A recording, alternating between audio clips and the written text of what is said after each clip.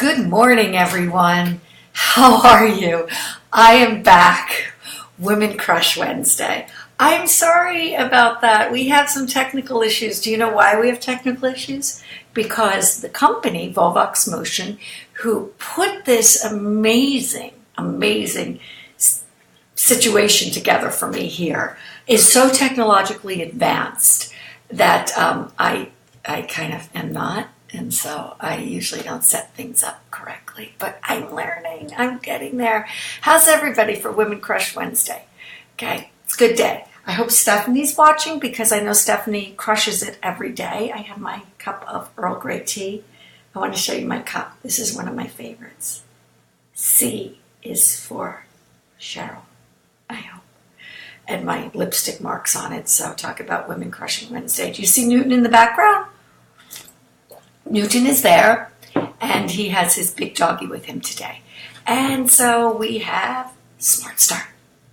Starting your day with a piece of art every day to think about, to ponder, think about during your day, just to look at, and just to lose yourself and find yourself anew through art. Because I believe that hashtag cultivating culture, the more we furnish our minds with very good things, the better the life we lead. So I have a really great piece for you today that I'm really excited about. So let's take a look at it, okay? Look at this. Dorothea Lange, Migrant Mother. It's a photograph. It's 1936. And I just am so taken by this photo. I find it to be absolutely, well, it's now iconic. But of course, when she shot it, it was just an artist working. So let's talk about this photo a little bit, okay? She was working for the Resettlement Administration and the Farm Security Administration at the time she did it, which was, they brought in the plight of the poor and forgotten, particularly sharecroppers, displaced farm families, and migrant workers to public attention. Dorothea had been a portrait photographer in private portraits and such. And then she decided to go out and really use her talent. And she went into these areas and started to take photos. So she says about the work, and I think it's important to note. She said, "I saw and approached the hungry and desperate mother as if drawn by a magnet. I do not remember how I explained my presence or my camera to her, but I do remember she asked me no questions. I made 5 exposures, working closer and closer from the same direction. I did not ask her name or history. She told me her age, that she was 32. She said that they had been living on frozen vegetables from the surrounding fields and birds that the children killed. She had just sold the tires from her car to buy food. There she sat in that lean-to tent with her children huddled around her and seemed to know that my pictures might help her. And so she helped me."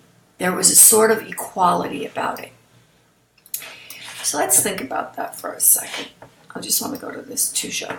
I love that notion that there is this equality about it, that there's these two women in vastly different situations helping each other. And the way that Dorothea helped this woman was to turn her camera away from portraits in the studio, for which she was probably paid well, and turns her camera onto a real dire situation. After she returned home, she told the San Francisco, I'm just going to read this for you, newspaper editor about the conditions in the camp and provided him with the 2 photos. And from there, the edited information, the editor informed federal authorities and published an article that included the photos. As a result, the government rushed aid to the camp to prevent starvation. And so this image of mother and child, this image that is just ubiquitous in art history, is brought to a present day plight, and the camera is turned onto it, and we see the horrors and change is made. I want you to look at an early mother and child from Raphael. And this is Madonna del Prato, and it's oil on board, and it's 1560. These are the images of mother and child that we are used to through the Renaissance, and are actually much earlier in the Gothic period, in the Carolingian period, much earlier, the mother and child.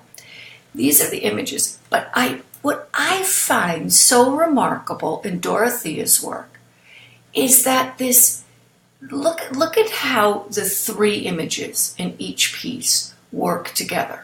Although the Christ child and I believe it's John the Baptist here in the Raphael piece are seated next to the Madonna, whereas in Dorothea's piece the children are huddled. But you still have that triangle and that notion of the two children flanking the mother.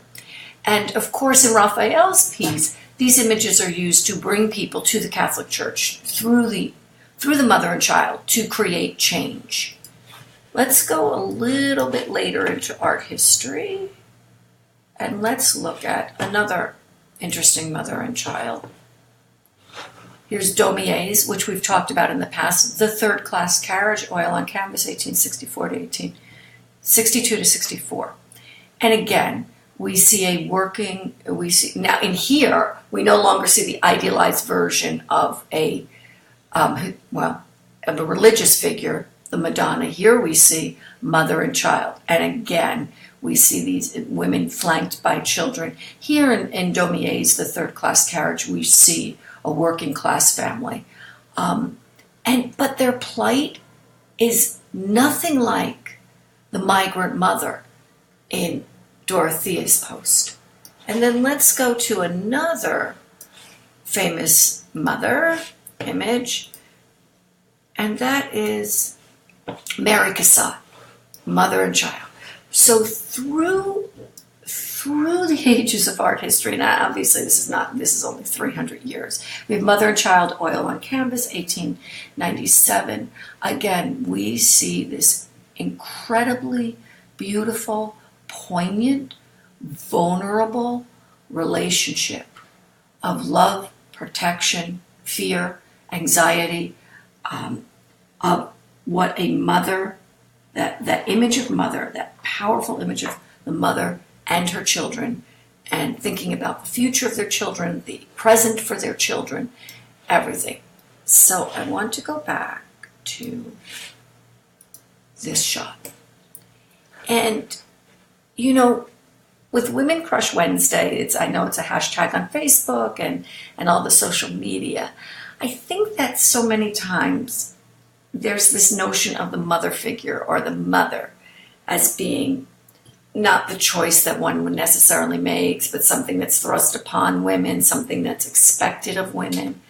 But what I love what Dorothea has done here, and all of the images of the mother throughout the ages in art history, is that there is no more powerful image than a mother and their children.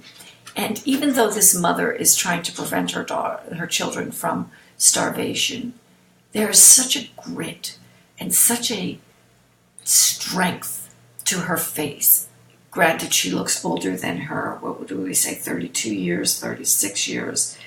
But she's not going to not survive. She's not going to not make sure that her children are fed. And I love that there's this relationship, this symbiotic relationship between Dorothea and the migrant mother.